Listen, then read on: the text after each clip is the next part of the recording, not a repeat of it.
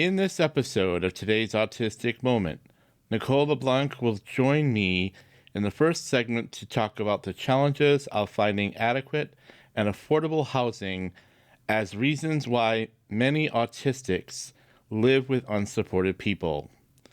Becca Lory Hector will join me in segment 3 and 4 to provide you with helpful tips about how to handle difficult people by setting and maintaining good boundaries, by creating safe spaces and routines to help you regulate. We want to help autistic adults to feel safe and happy in your homes. Join us for this informative show. Welcome, everyone, to today's Autistic Moment, a podcast for autistic adults by an autistic adult. My name is Philip King Lowe. I am the owner, producer, and host, and I am an autistic adult. Thank you so very much for listening. Today's Autistic Moment is a member of the Autistic Podcasters Network. Explore, engage, empower. Today's Autistic Moment, the podcast for intersectional autistic adult communities. This first segment of today's Autistic Moment is sponsored by the Autism Society of Minnesota, known as AWESOME throughout Minnesota's autism community. As Minnesota's first autism resource for more than 50 years, AWESOME serves the whole state, the whole spectrum for the whole life. Visit AWESOME online at ausm.org. Please visit todaysautisticmoment.com, where you can listen to the podcast, get transcripts, program updates, and read the guest bios pages. Please visit the Future Shows page to read the titles, guests, and descriptions of all shows coming up. The transcripts are sponsored by Minnesota Independence College and Community. There is a link provided to get access to a document form of the transcript without the purple-colored background so that you can print it without using up the ink on your printer. The written document has a font that is accessible for dyslexics. There are additional transcripts available in Spanish, German, French, and Chinese simplified.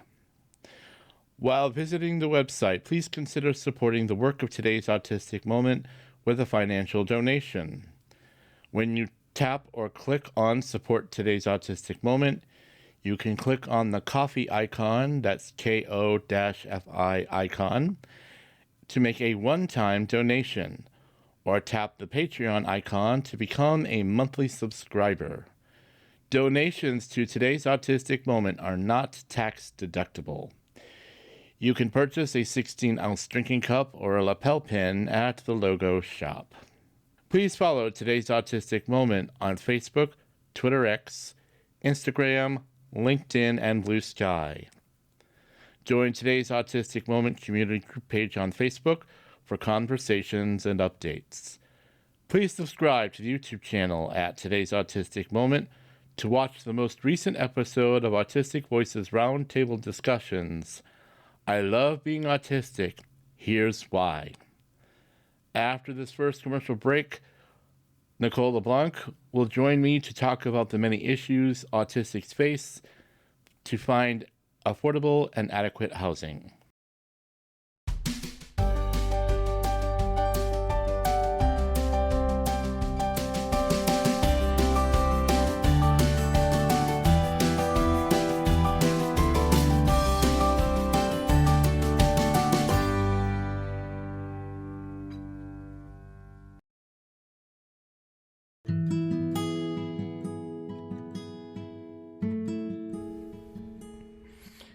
Today's Autistic Moment can be downloaded and heard on most podcast apps, including Apple, Google Play, Breaker, Castbox, Overcast, iHeartRadio, Pocket Casts, Radio Public, Spotify, TuneIn, Pandora, Amazon Music, Audible, Podcast Addict, Podcast Chaser.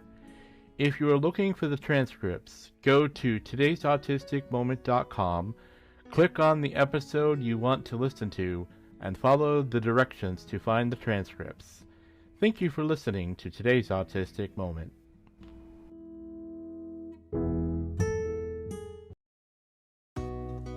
Support comes from Minnesota Independence College and Community, a life and career skills program for young adults with autism and learning differences.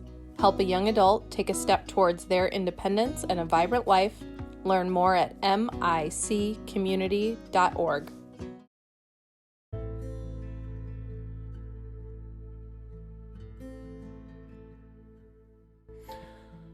Support for today's Autistic Moment comes from Best Care Home Care Agency.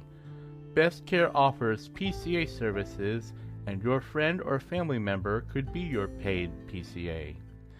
Best Care also offers homemaking, FMS services, and 2, 4, 5D services throughout the Metro and Greater Minnesota. Visit their website, bestcaremn.com, to learn more about their services.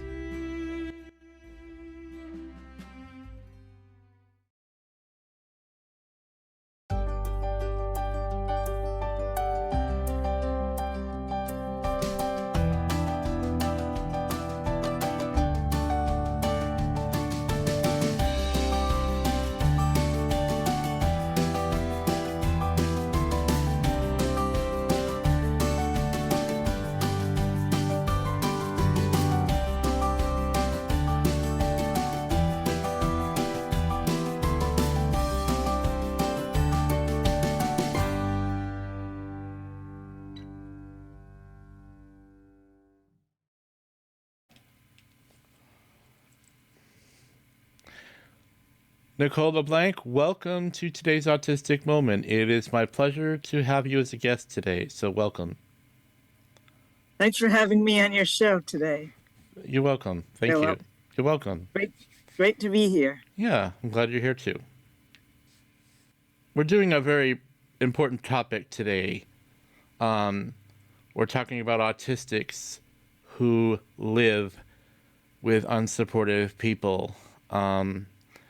I think we can both agree that there is a housing shortage, housing problem among autistic adults. I think we can both agree on that, right? Yes, yeah. Rent is too high. Rent is too high, and lack of services. Yeah, exactly. Yeah. So we know that we have a housing issue. A lot of autistic adults are there's a lot of economic inequality among autistics where affording housing is a problem. And we just talked about rents being high, but also just because many autistics are unemployed or underemployed, so affording their own housing can be a problem. Many wind up in group homes, which, and the point is that they live with people who are not supportive of their autistic needs. And so we're going to talk about that. And we're going to talk about, especially since a lot of our intersectional communities, those being people of different races, we have a lot of immigrants, for example, who are living in horrible conditions due to, like I say, immigration status or whatnot. And so we want to talk a little bit about that. So where can we begin to explore this topic of autistics living with unsupported people for both our autistic adults and those of our intersectional communities? Let's start with that. Go ahead. So, I think we need a national movement for a system of care for adults with autism. Yeah. We need to, allow anybody with autism to be able to get HCBS supports. We need, more low-income housing. Mm-hmm. Reduce rents. Like when we look at HCBS in Maryland, for instance, I've applied for DDA services in the state of Maryland numerous times, and I keep getting denied. And they're like, "Oh, you don't meet ICF level of care, institutional level of care." Yeah. Yet if you look at me, I'm not as high functioning as I appear, and I'm one of those people who's also developed complication from COVID-19 on the spectrum of long COVID. And, we need rental subsidies, through other than just Section 8 access. We need, access to HCBS, job coaching, home support to help with organization, day-to-day tasks that we struggle with. Absolutely. Yeah. There's more, we need to move away from segregated settings like group homes, institutions. Right. Yeah. Yeah. Yes, COVID has shown, being in those settings is a health hazard. Yeah. And some studies during the pandemic showed that if you self-directed and lived alone or lived in smaller with less people than those who live in large congregate settings, your COVID risk was lower than. And people with autism are one population that's at risk of severe COVID, long COVID. Yeah. Yeah. Well, yeah, absolutely. And we often find that many autistic adults, again, they often live with family, some with parents, some with a grandmother or someone who is not appreciative of their autistic needs. For one thing, there's a lot of autistic adults who people don't believe that they're autistic. They don't believe them. They just assume, well, because they're quote unquote high functioning, and we don't like to, again, today's autistic moment does not support the use of those words. Want to be clear about that. We do not support those terms, but those are terms that many are still cling to because they've heard it so much. And so there's lots of people who, they're living with somebody who doesn't believe them. They may just assume they're lazy or they haven't matured properly or anything, some of those horrible stereotypes. And so because of housing, as you say, there's not as much of it, affordable housing and that sort of thing. They wind up living in places that are really bad. I have heard a fair number of autistics who live in group homes where they have been abused in some way, shape, or form. I know of one couple right now that they are living with a grandmother of one of them who is very abusive. She's got them in some horrible terms to live there, that they have to live there, or she won't, let them inherit the home, or she'll cross them off her will, and she's not well, so they're just putting a lot of pressure on that couple. But these are not uncommon stories, sad to say. Amen. I can relate. Yeah. I didn't get an autism diagnosis till I was 21. And prior to that, I had diagnosis of mild MR, nonverbal learning disorder, Yeah. ADD. Yeah. Which, when I was 21, I got that job for being in an abusive environment. Job Corps, a federal government job training program for low-income, disadvantaged young adults. I never took college prep classes, so my VR counselor suggested I go there to boost my skills. And the only thing that good came out was being diagnosed with autism. It was, abusive environment, people, saying, N-word and all that, and saying racial gay slurs, teasing, bullying. Right. Yeah. Skin disorder, which is epidermal nevus syndrome. Yeah. And as a kid, I was always outgoing. I never, had typical personality characteristics that most people expect with autism. Right. Yeah. And I grew up with a brother who, saying the R word, the N word every time he got pissed off at the video game, computer game.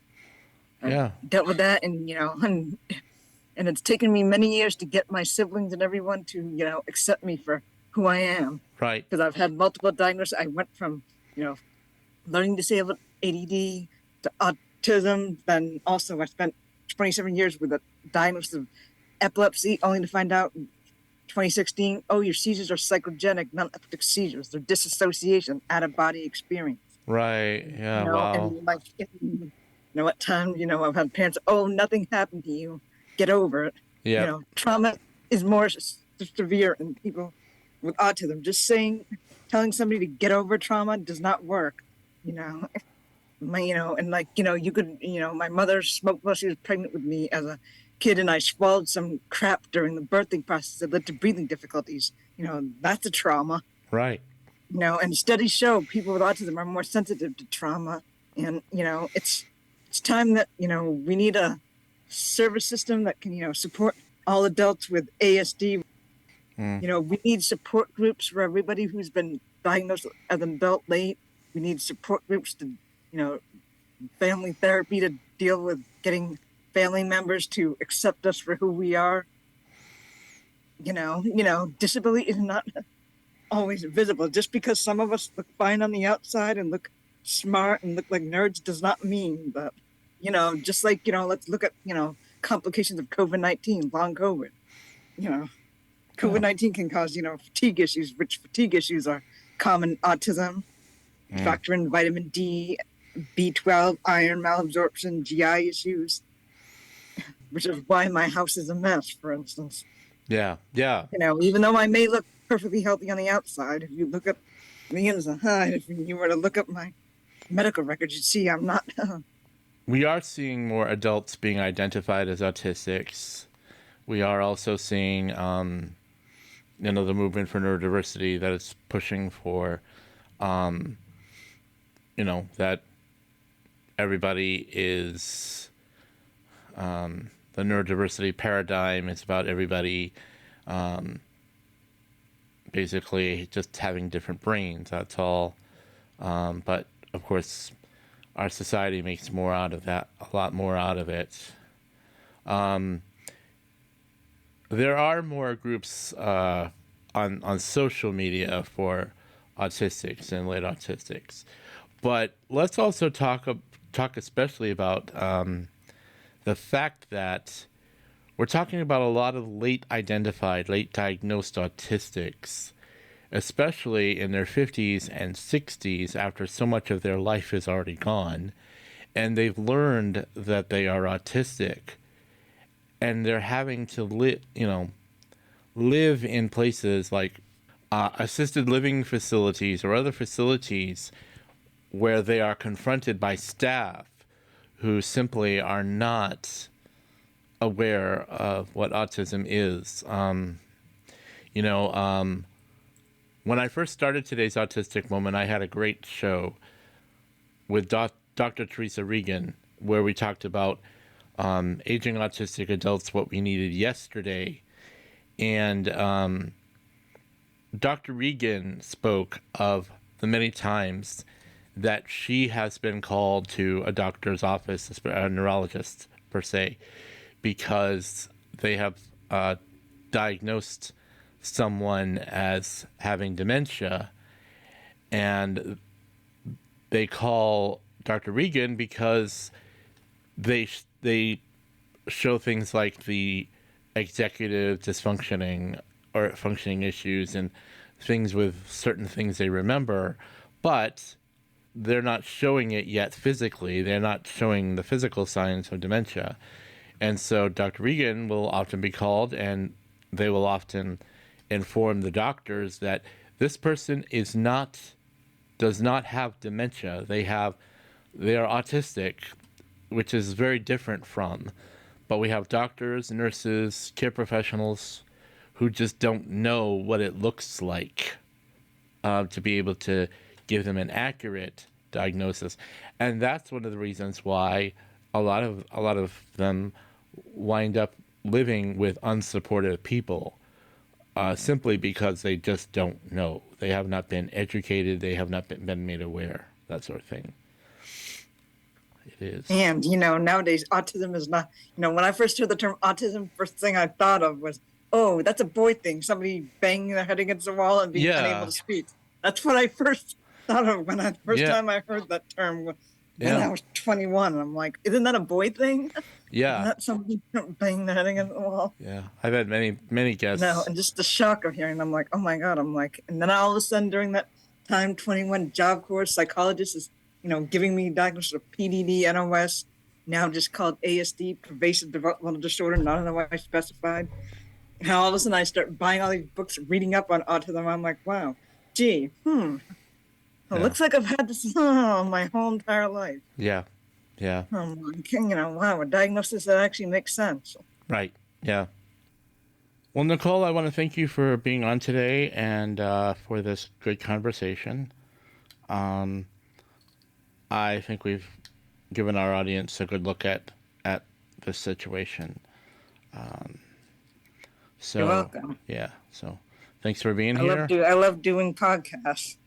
After the commercial break, Becca Lory Hector will show us how to create boundaries and safe spaces while living with unsupportive people. We'll also help autistic adults find supportive communities to share frustrations, seek solutions, and access the care they need.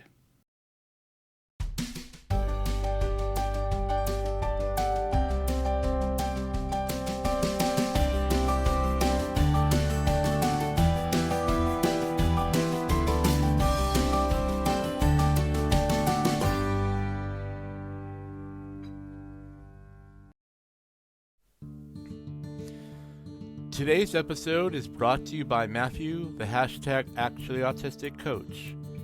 If you're an autistic adult seeking support, or a friend, family member looking to better understand and assist autistic adults, Matthew is your go-to resource.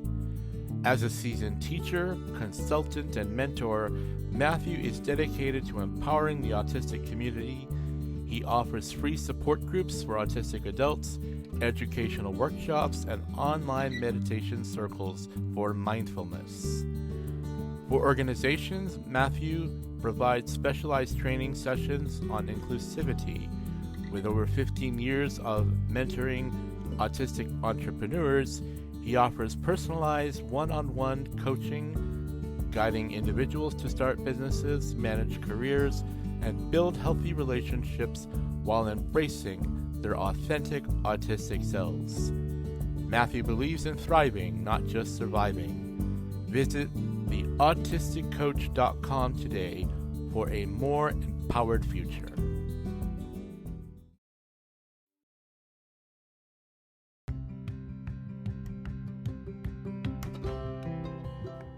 Looking Forward Life Coaching is a Twin Cities-based nonprofit that provides mentorship and coaching for individuals, couples, and families, either face-to-face or virtually. Some areas that Looking Forward Life Coaching can provide services are organizational skills, time management, employment coaching, relationship coaching, and many more. Our coaches are trained in person-centered approaches, and we can provide person-centered plans with obtainable goals.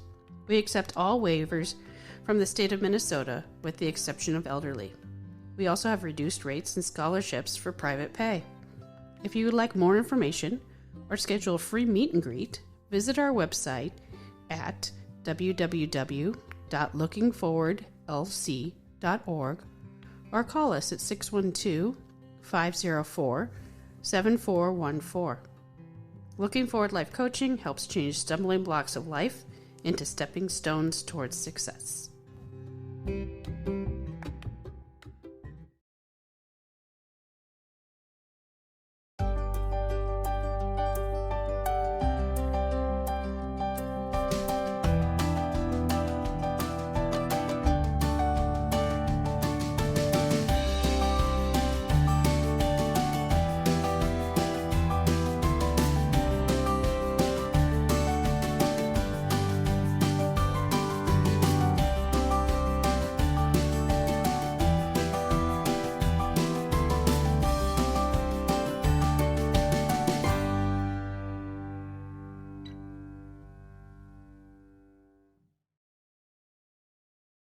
Becca Lory Hector, welcome back to today's Autistic Moment. It is always a pleasure to have you here, so welcome.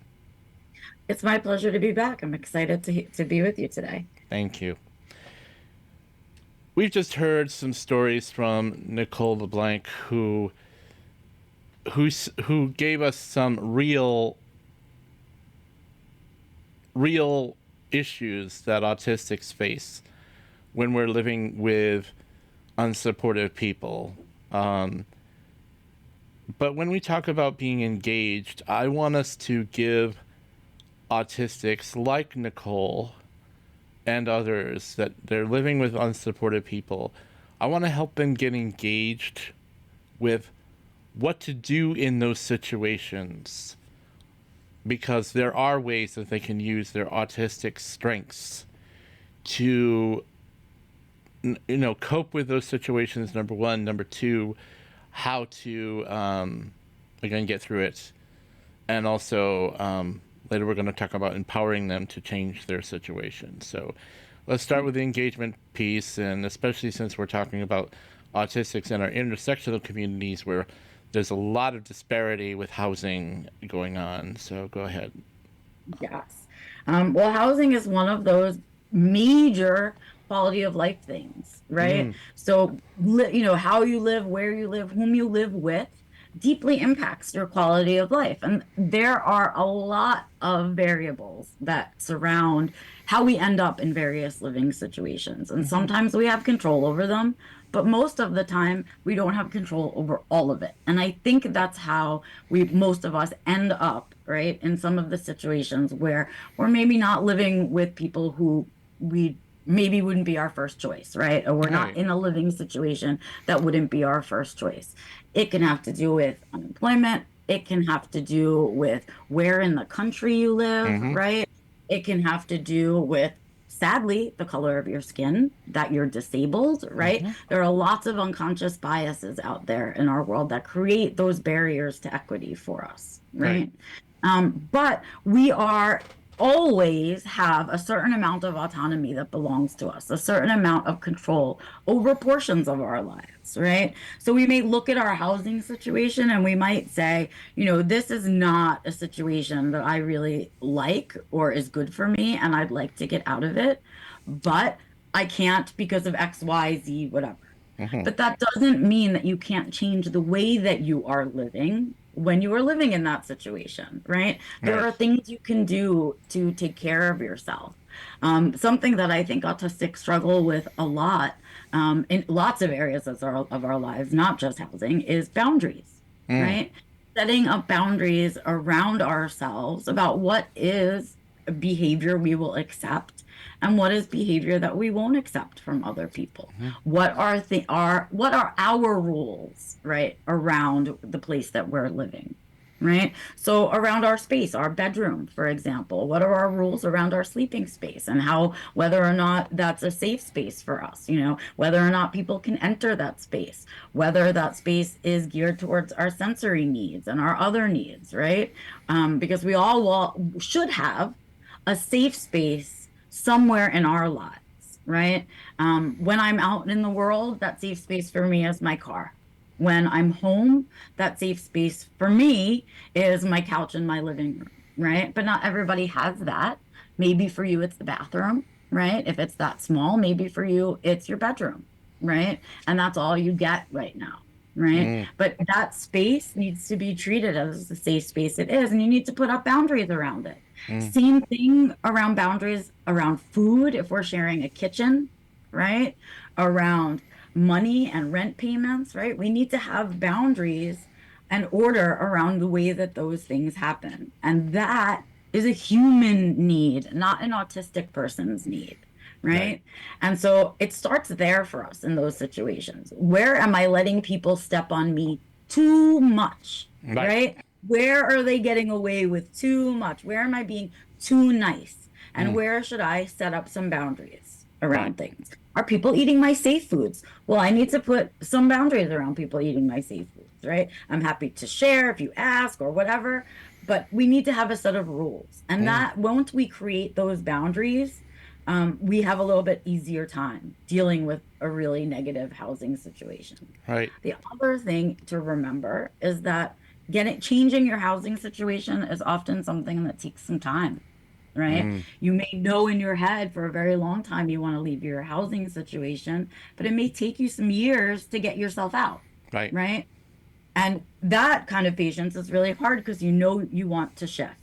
But when we're in that moment, that waiting space of when we're trying to change things up, that's when those boundaries matter the most, right? When we need to assert our safe spaces and assert ourselves in that there are certain things that are unacceptable in our area. Right. And And I then think there's a that's matter where of what do we do when people aren't respecting our boundaries, and quite frankly, they've got more power than we do. I mean, Right. that's one of the big challenges, is that they assume that because we're autistic, that means we're powerless, and so they must do whatever for us because somehow we don't know what we're doing. You know, they assume the assumption of incompetence is just, it's overwhelming. It really Right. is. The secret to all of that is the self-advocacy piece. It's being really vocal with your self-advocacy. And that can mean saying things like, I appreciate that you tried to help me with X, but I'd really like to do it for myself next time. Right. And that means a commitment to those boundaries because that person's going to do it again, because habits don't get broken so fast. So it Right. means staying consistent with that. So when they do it the next time, you say again, I appreciate that you helped me with this, but I'm going to remind you again that I would prefer to do it myself. Right. Right. Because people need to learn. It's sad, but try to think of it a little bit like you're training a dog. That dog doesn't learn to sit the first time you Right. give him the right? They Right. learn over the course of it. So you're not going to say to yourself in your head, I have this boundary, right? And therefore everyone must keep it, and that's it. And then someone breaks it and you let it go. Can't let it go. You have to be committed to that boundary. You have to say, you broke my boundary. You have to communicate that those things are unacceptable. And that doesn't mean you have to be unkind when you can make that communication, Yeah. right? You can say it very kindly, Yeah. right? And the other thing is you have to be patient and know that you're going to have to reteach it a few times. You're wanting someone to do something differently. So have a little patience as they're learning. There's a way to remind them and also keep your boundary, Right. right? We can do that too, right? And the most important thing is when you're setting up new boundaries for yourself like that, you must communicate them to other people. They're not mind readers either. So just because you've set a boundary about your bedroom in your head doesn't mean that that was then communicated out to everyone you live with. And so we need to figure out a way, once we've decided on a boundary, to communicate that to the people around us, that we're going through a process of a change, that we're going to be working on some things. And one of those things that we're working on is XYZ. So please respect that. Yeah. Right? Yeah. One of the ways that you can assert your boundaries is to create yourself maybe a sign of some kind. I mean, maybe make for yourself this list in large print. If you have access to a computer and a printer, write them out and put them right on the door when you close it. Yep. You know, maybe just as a reminder. If you have, again, I know this is access to what you can, but maybe you might have it laminated, so at least hopefully they can't rip it apart. But, you know, there's nothing wrong with finding your ways of stating your boundaries. I've made a bit of a joke out of the fact that, you know, hotels can get away with giving us a do not disturb sign, so we have every right to make one for ourselves. Absolutely, right? But that's true. That sign it's a perfect example, Philip, of what a boundary is, right?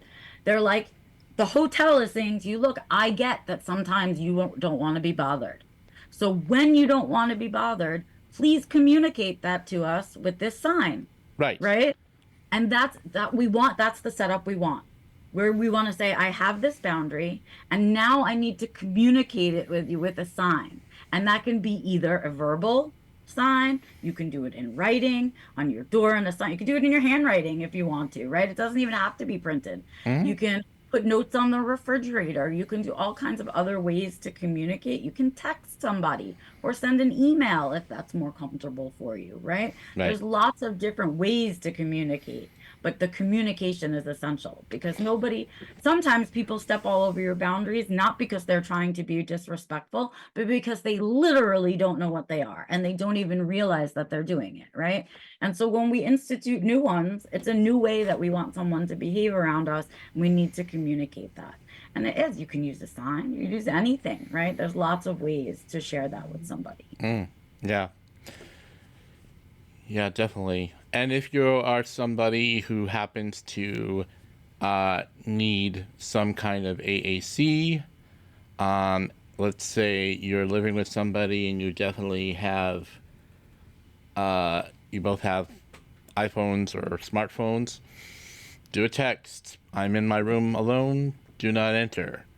You know, be that bold. You know, yeah. I mean, and it's really not, and it's not really that bold, is it? Right? We feel that we are, I don't know, taking up space in some way that we shouldn't be allowed to when we say those things. But do take up your space. You're allowed to take up that space. So don't feel like, oh, they're going to think I'm mean. That's the thing about boundaries. People think that boundaries are mean, that they're a way of saying to people, no, that's what a boundary is. But that's not really what a boundary is. A boundary's job is to communicate to other people what is acceptable to you and what is not acceptable to you. That's the job of a boundary, right? There's no unkindness in there. The unkindness happens in the way that we communicate our boundaries. Right.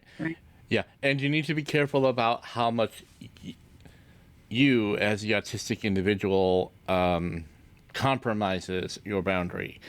Now, this is clearly up to the individual autistic, but the more you compromise it, the more the other person's going to be compromising it for you. So this is one of those places where I'm going to say you need to figure out how you're going to exercise your discretion here. I mean, obviously, if you're in a position where you've got a medical emergency, then you need somebody to intervene. But unless it's something like that, again, you're the one who has the say over what you compromise and what you don't. Now, one of our autistic challenges is often what we communicate and what the other person understands are not necessarily one and the same. Someone's going to say, well, you told me to keep this boundary, but yet whatever. It's, like I say, it's the playing, battleship with your communication. Sometimes you take a peg and sometimes you hit the boat. Sometimes you just hit empty water. But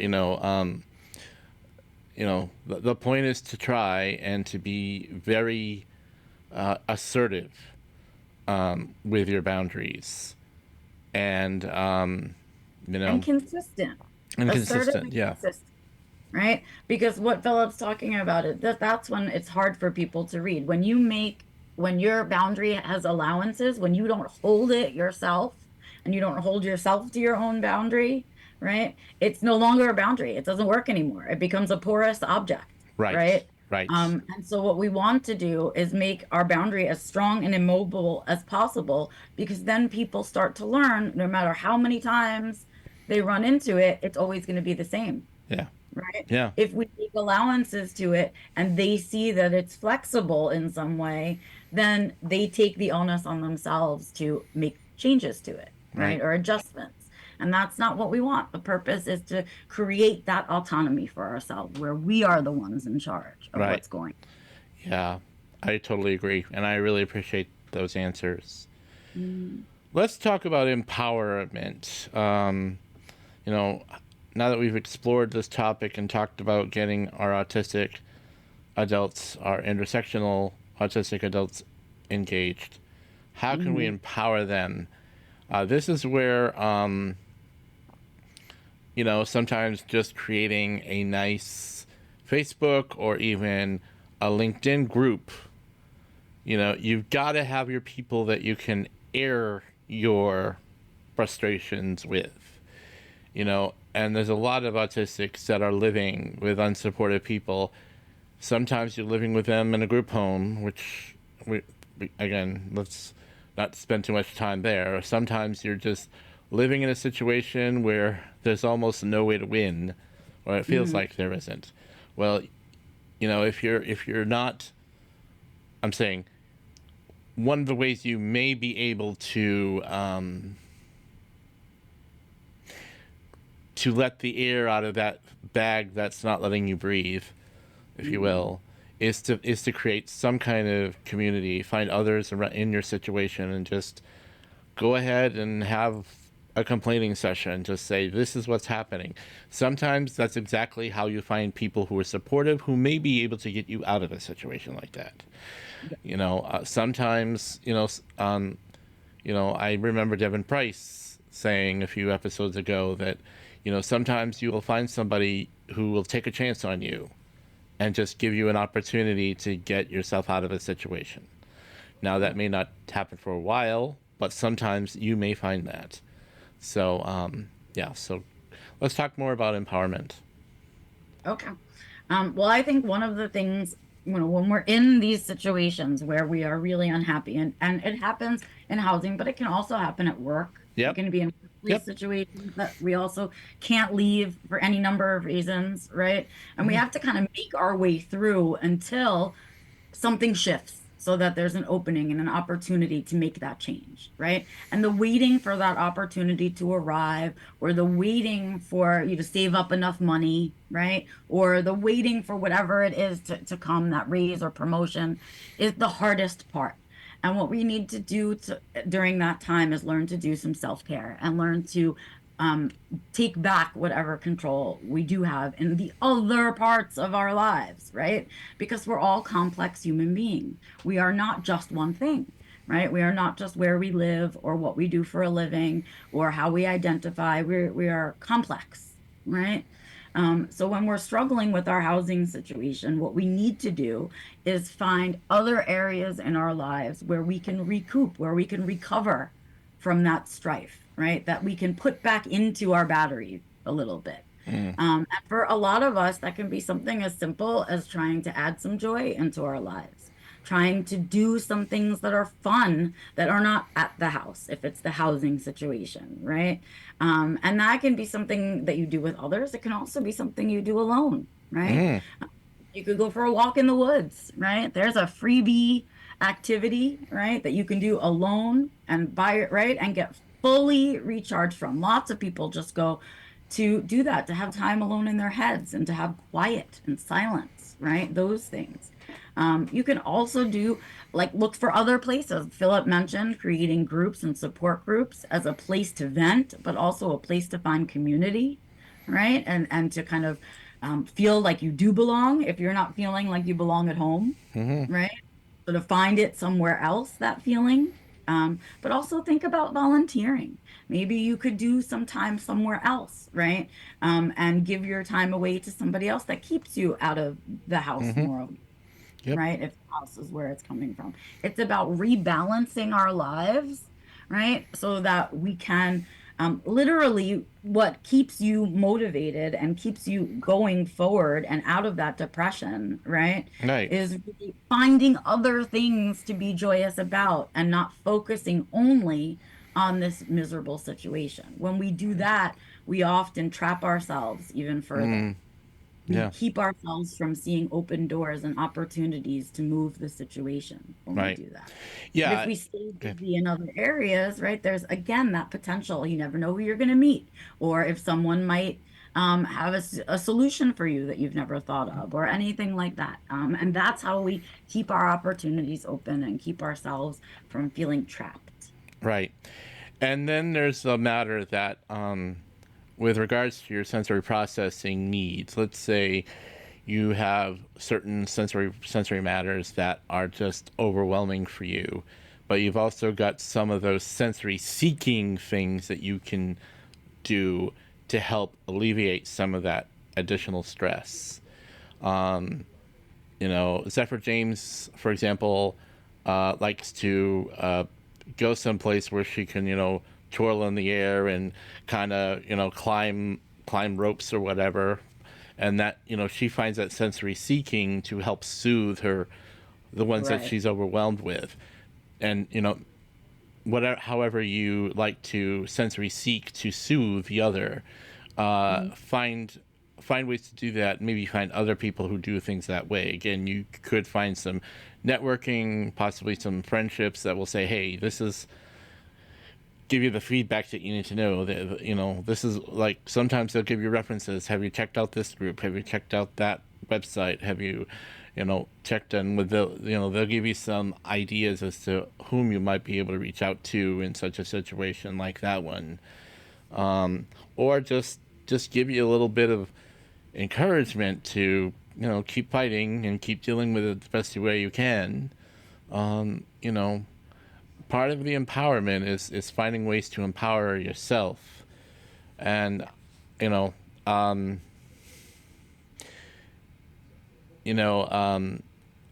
I mean, I know what it's like to go home to someone that I just don't want to go home to. I haven't been in that situation in many, many years, but I've been there. And that's rough. So sometimes you got to find your ways of doing things to maybe, I don't know, refill your energy battery before you go back to that situation. Right. And so Go ahead.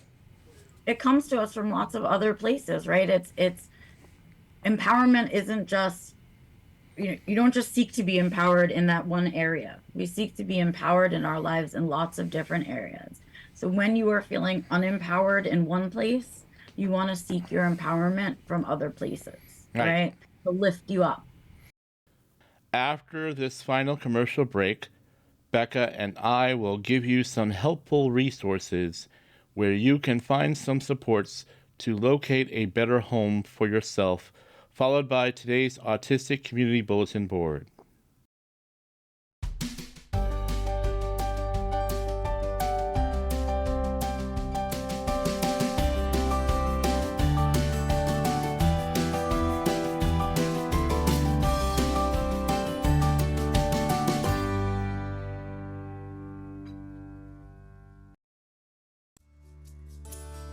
Hello, autism community. My name is Lisa Morgan. I'm an autistic adult too, and I know firsthand what it feels like to be unintentionally harmed by well-meaning professionals when reaching out for help. My passion is to help autistic people find and use their own unique strengths to help themselves. Are you rule-based, a literal thinker, have a focused interest? Let's figure out together how to use the strengths of autism to find solutions. I offer life coaching for autistic adults and individualized workshops for professionals. To find out more, go to autismcrisissupport.com. On October 6th, Catherine Parsons will be here for the episode Autistics Using AI. Artificial intelligence is the latest and hottest internet tool. Every social media platform or software used for writing documents, collecting information, and searching has been expanded by AI. Many autistics have contributed to creating AI programs. Yet, like any internet program, what people put into AI is what comes from AI. Catherine Parsons will talk about the good and the bad about AI for autistics. On October 20th, Dr. Ludmila Praslova will be my guest for Autistics Thriving at Work. We will focus on navigating the workplace and finding ways to work with your strengths, including job crafting, preventing burnout, and navigating disclosure. This episode celebrates October as Disability Employment Month and features Ludmila Praslova, author of The Canary Code, a guide to neurodiversity, dignity, and intersectional belonging at work. Thank you for listening to today's Autistic Moment.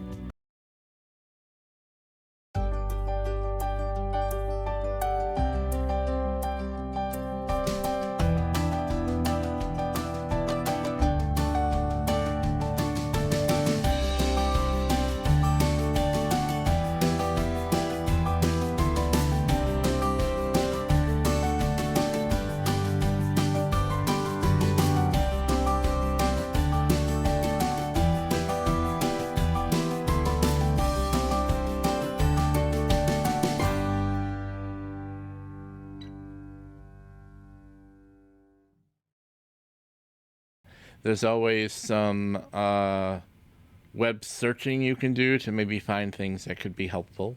And of course, being on social media networks where you have others whom you follow.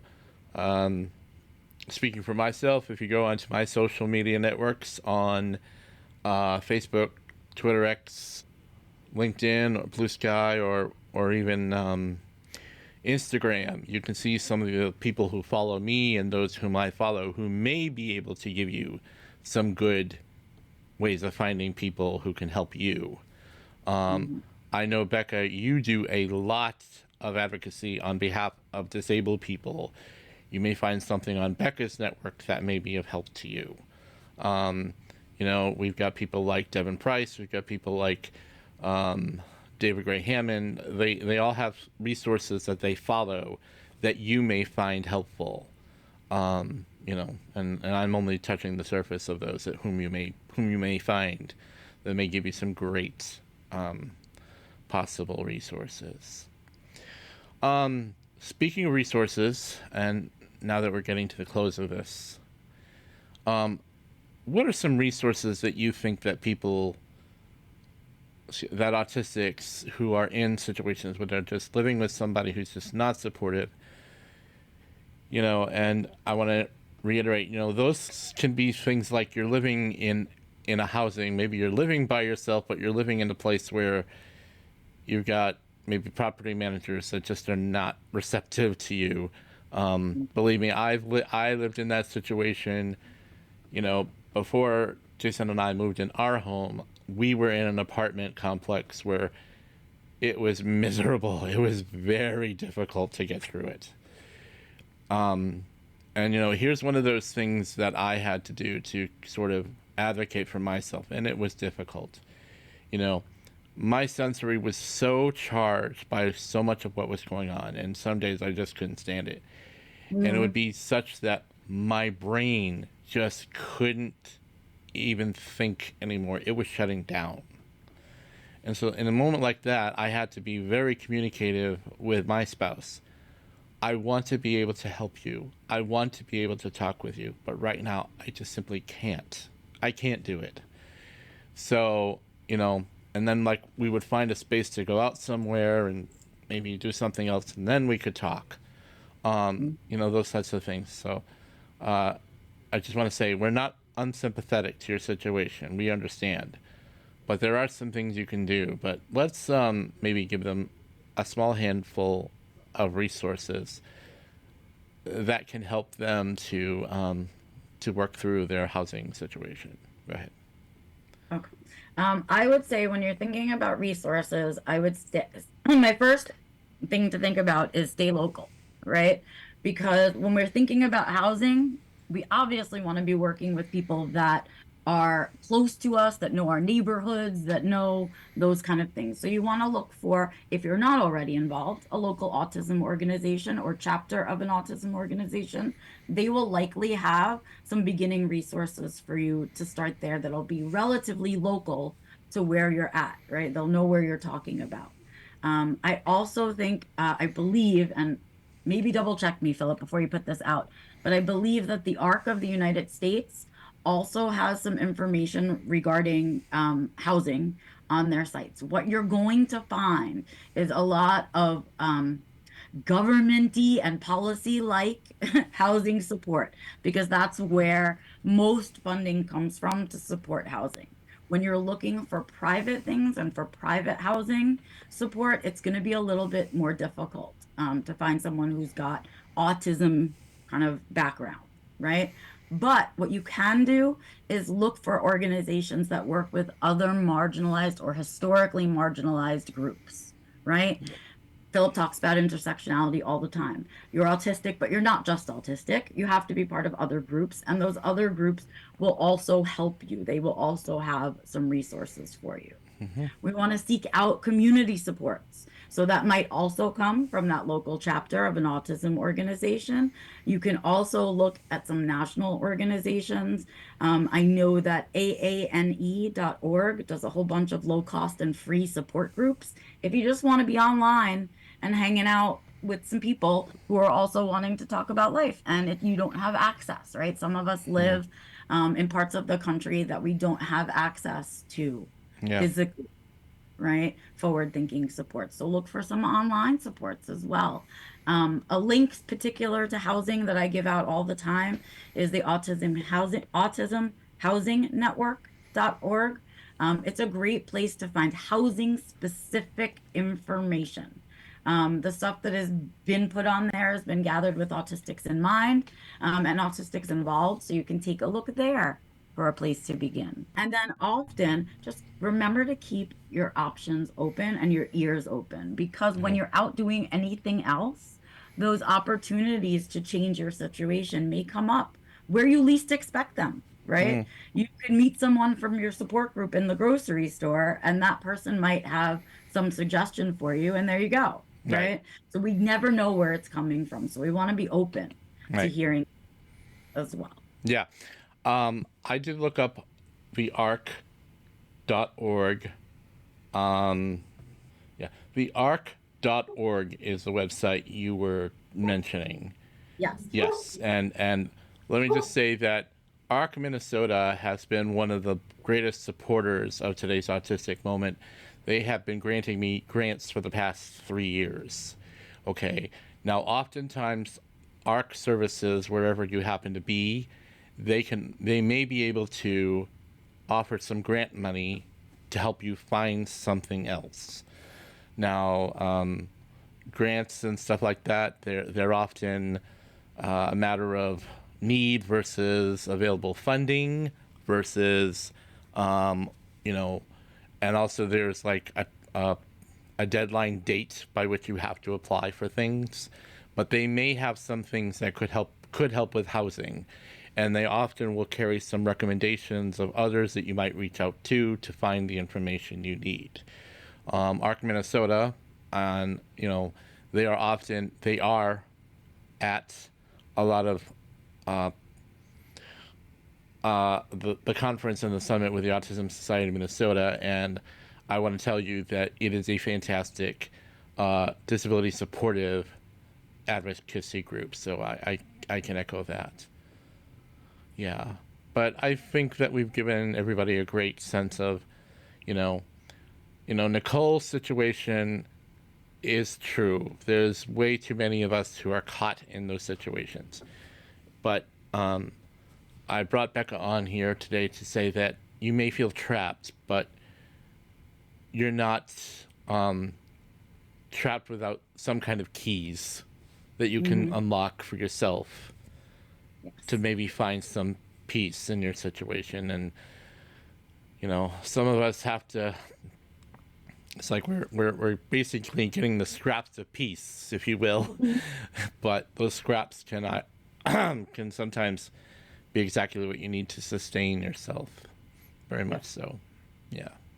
Because nothing stays the same, and that's something I guess maybe we can leave folks with, is it doesn't just stay the same unless you want it to stay the same, right? Yeah. So you don't want to stay trapped. Make sure that you are not hanging on to the key or hiding it from yourself, right? We want to make sure we're not part of that trappedness, and that you're part of the effort to get yourself out. Right. Exactly. Yeah. And, like I say, you may have to find your own ways out. Yep.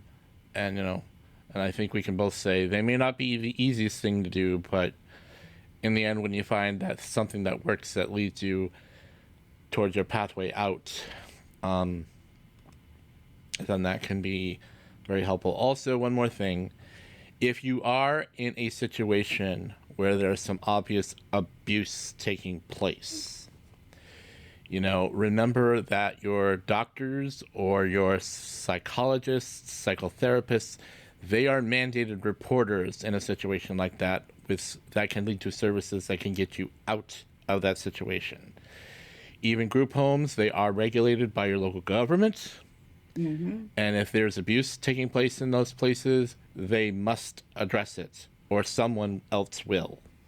So by all means, in a situation like that, it's okay to tattletale. Yes. Yeah. You're not tattletaling then. You're doing self-advocacy. That's Absolutely. what you're doing. Yeah, definitely. Yeah. Becca Lory Hector, thank you for coming on to join Nicole today. And as always, you give so many great suggestions and advice. And so thank you so much for coming on. It's my pleasure. Thank you. If you want to look up the resources that Becca and I mentioned, such as the AARC.org, AANE.org, or autismhousingnetwork.org, and ARC Minnesota, you can find the hyperlinks in the transcript or go to the Adult Autism Resources links page to find them. Today's Autistic Community Bulletin Board. All of these events and many others with their links can be found at todaysautisticmoment.com/bulletin board. The Awesome Coffee Club is a space where autistics and neurodivergent adults can connect with each other, foster friendships, and build community while enjoying a favorite beverage or snack. While it is free to participate in Awesome's Coffee Club, we ask that participants purchase something from our venue.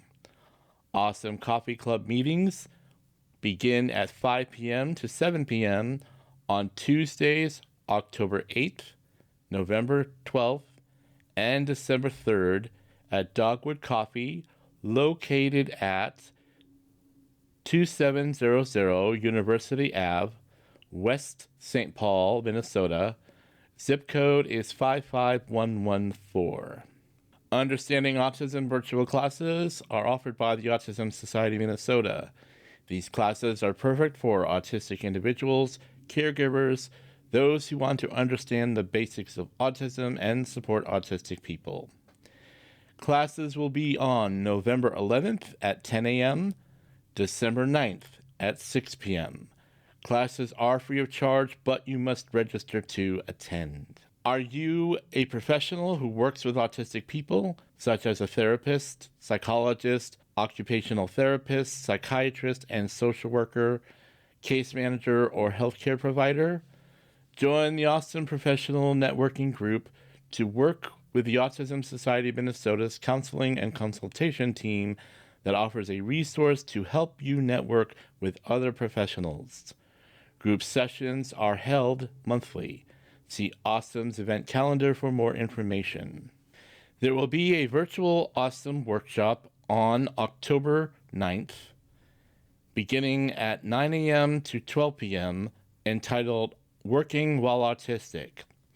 Darren Howard and Scott Schneider will be the presenters for this workshop that will explain that professional success is possible for autistic adults and those who support them.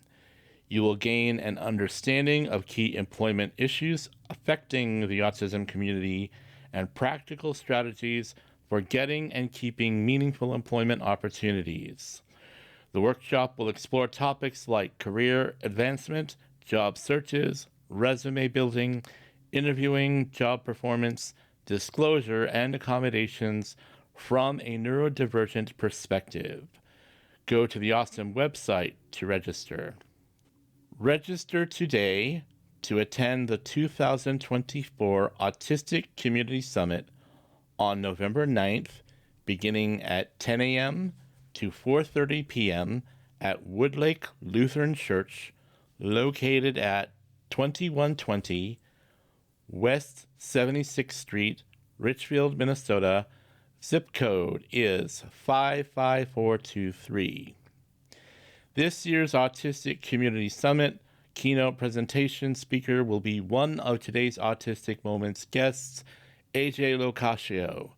There will be in-person and hybrid breakout sessions like Ask a Neurodivergent Therapist, Autistic in the 20th Century, a panel of 50-plus adults, and a PowerPoint party in the Hangout Room.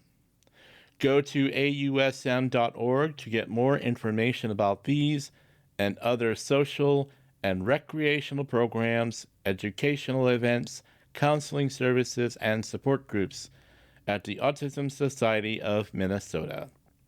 Minnesota Independence College and Community invites you to this year's 5K race walk on Saturday, October 5th, with registration starting at 8 a.m. and the race starting at 10 a.m. at Donaldson Park, located at 7434 Humboldt Avenue in Richfield, Minnesota. The zip code is 55423. Go to the website, letter P, number 2, letter P, onecause.com/MICC5K. To repeat, the web address is letter P, number 2, letter P, ONECAUSE.com/MICC number 5, letter K for more information. The hyperlink is in the transcript and the bulletin board on todaysautisticmoment.com. Min Neurodivergent is a social club rooted in a vision of bringing neurodivergent Minnesotans together to build meaningful connections. Its core principle is to foster an environment where all are treated with dignity and respect, regardless of ability or preferences. Go to the bulletin board at todaysautisticmoment.com and click on the meetup link to become a member and attend their events. Today's Autistic Moment is here because of the generosity of supporters and sponsors. Please join the supporters by clicking on Support Today's Autistic Moment on todaysautisticmoment.com. If you work for a company and or organization that supports autistic adults and the movement for neurodiversity, I would love to have you sponsor ads on the show. If you would like to sponsor an ad and or have questions about Today's Autistic Moment, please send an email to todaysautisticmoment@gmail.com. Thank you for listening to Today's Autistic Moment, a podcast for autistic adults by an autistic adult. May you have an autistically amazing day.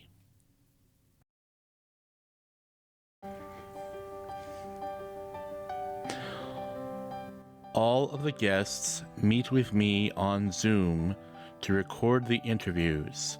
The interview transcripts are provided by Otter. The podcast is prepared and edited on WavePad Masters Edition by NCH Software. The podcast is published by Spotify for Podcasters.